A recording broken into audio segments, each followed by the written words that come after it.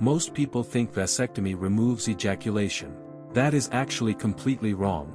A vasectomy is male sterilization surgery. It targets the sperm transport system. Specifically, the vas deferens gets interrupted.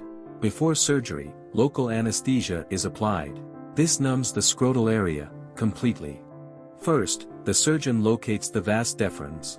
Then, a small incision is made in the skin. Next, the spermatic cord is gently opened. The vas deferens is carefully isolated. A surgical clamp holds the tube in place. This step ensures precision and control. Now comes the critical moment. A small segment of the vas is removed. This creates a permanent interruption. Both cut ends are then sealed, or tied. This prevents sperm from reconnecting. The vas deferens is placed back inside. The same process is repeated on the other side. Because each testicle has its own duct.